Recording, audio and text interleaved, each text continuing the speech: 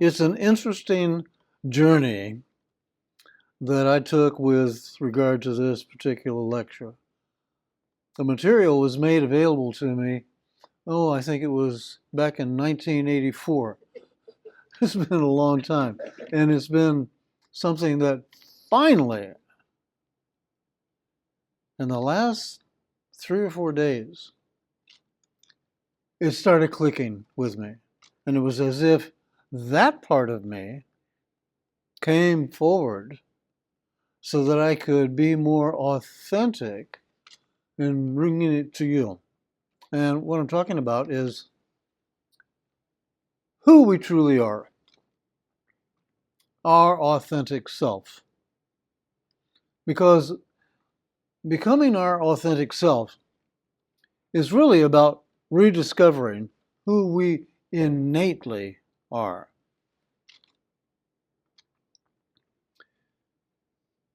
And we can go through a number of hoops and gyrations and say that we're getting there, but it truly is only through our connection with Source that we can unearth our innate selves that the egoic mind has conveniently forgotten. And in reality, we base our spiritual growth on what our soul needs to expand. So in order for these things to happen, you have to, one, recognize that there is one in you who feels it is its responsibility to protect us. And in so protecting us, it has seen us in ways that you might could say are labels. We're a child, we're an adult, we're a parent, etc., etc. But we've come to accept those labels according to being who we really are, when in reality, you stop and think, you pay attention, and you're going to begin to recognize that doesn't really reveal who I am. So we see that then the egoic mind has worked to bury our authentic selves for years as it did its job to protect us. But after a while, you start wondering, well, is it also keeping things from me by protecting me from outgrowing its capacity to control our lives? So in order to make any sense of this, you have to get quiet. You have to turn off the chatter, and you have to go within, and in getting quiet, realize I have the opportunity now to make a discovery.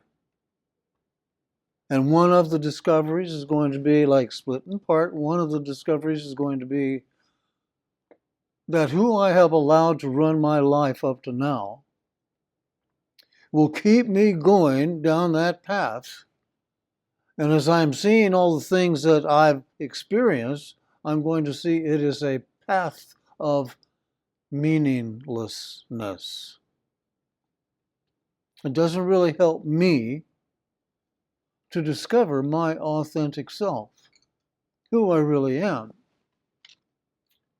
So, on one hand, it's a rediscovery, and on another hand, it's like awakening to who you really are. And that's why I say it requires getting quiet. And instead of being distracted by doing this and doing that and thinking this and feeling this way about others and so on and so forth, you become aware that this one who actually takes me on this way of being so engaged with distractions is one that really doesn't know anything about my true nature. And if I let it run the show, it's not going to lead me to my true nature. But if I become aware of its actions, its antics, its thinking, then I can see. And with seeing clearly, I can make a distinction and then in myself a determination. Do I want to continue on this way? And I'm saying this to you, here I am, 80 years old. And I'm asking myself these questions. Do I want to continue on having my ego lead me? Or do I want to, at this point, in this particular incarnation, make a choice about greater discovery of my authentic self? So, consequently, because I become more intent with this, more really serious with this, I'm able to stop paying attention to the chatter and to realize there's a whole nother realm to discover and experience when I move beyond that limitation. So this is involving in self-care. Not self-medication, but self-care. I've medicated myself enough, so now I'm starting to realize I really am the one responsible for making the discovery. And it wasn't by chance that I'm linked up with this particular ego. But it doesn't mean that I have to keep moving at its pace. So, self-care and alone time are vital for this awakening to occur. And I'm sharing this with you from a first-person present tense involvement in it that has gone on throughout my incarnation, and at this time is now reaching a place where I feel like, okay, I haven't wasted all of my time. And also in connecting with Source within, I'm caused to realize you're getting closer to the right awareness, because time isn't spent, because it doesn't exist except to ego. When you start awakening, and when I have started awakening, I have been able to more and more enter into that timelessness reality, where then what I come forth with in discoveries, I'm able to apply in my recognition of all of us. Instead of looking at all of you as I have looked at me with the egoic judgment, comparison, blah, blah, blah, I've come to see, hey, we really are put into this earth school to learn. And it isn't to learn how to jump through hoops, but rather is to learn in ways that our souls have brought us to this opportunity to expand and become more reliable. So, I think all of you would agree that when you first become aware of ego, that it's a struggle. You know, you feel like, how am I ever going to win this struggle? How am I ever going to overcome this? When in reality, when you stop struggling, then you're actually entering into a place of making some progress. Because I know that you know, as you have practiced observation, when you observe something, you become detached. And it doesn't really matter what you're observing does or doesn't do. But what does matter is that you don't get caught up in judgment when you are observing what's going on. You may think that's slight and that's trivial, but in reality, when you get there, that's really good progress. Because what you are doing is you are moving out of the egoic mindset, and you are entering into the realm of having your authentic self come forth. And then, like I said, a whole new reality opens up to you. So today, this is simply encouragement, because I know that all of us are on the same path and in different locations.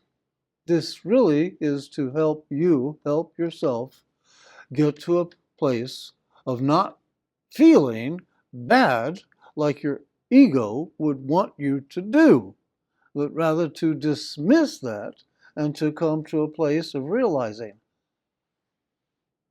I am. I may have lost sight of being able to see who I am, but I am. And when I let myself let go of all of the pressures that I have put on myself to become, to be somebody, that is the time that I'm actually opening up to realize I already am. And who I am is pretty wonderful. I am coming to recognize my authentic self as I stay connected with Source. And you know, to me, that is a big game of observing, because everything that touches my eyes is Source and manifestation. Everything that touches my heart is Source in reality. And as I can come to live in that realm, then I find truly we have the opportunity to together imagine a new paradigm. A global awakening is currently occurring, and it's where people are starting to recognize the traps of ego and are choosing to cease to be involved with it. And they are aligning with Spirit, Source, whatever name you wish to give it. But they're doing it from within. And so they are finding, as many of us are finding, it is exhilarating to be alive, to be informed, and to be experiencing this. And it doesn't matter how old or how young, what color, whatever, it doesn't matter about religions. Please let that go, that you have to be involved in a particular religion in order to get there, experience it. If it works for you, fine. But don't let anybody else tell you you're on the wrong path. Now, having said that, we know that it's exhilarating to be in the awakening consciousness. But it can also be confusing. It can be challenging, disorienting, and painful. So it all really depends on how we choose to go about it and how we choose to learn, how we choose to grow. And as we start choosing to make our mornings sacred, and instead of immediately turning on the tube or whatever you do to distract yourself, you choose to be quiet. And you choose to be in that quietude, tuning into your inner self. And that will help you live your days so much better. So that we'll find out that as we awaken to our full potential and rediscover who we are, our journey to what you would call that reality that exists at a higher rate of vibration. It superimposes this one, but usually it can't be appreciated from a lower level rate of vibration consciousness. That we're a place of recognizing the universe is on our side. And it really doesn't matter what the rest of the world chooses to do or not do. It is ours that we see in our awakening. Is not necessarily what we chose here to jump into. So, we are made anew with this awakening. We are reborn, you could say. And it never diminished our full potential, what we have gone through to get here. Everybody takes their own trip. Everybody takes their own steps. Everybody goes in their own way. But it is a reality that we all experience and recognize. Thank you for your attention.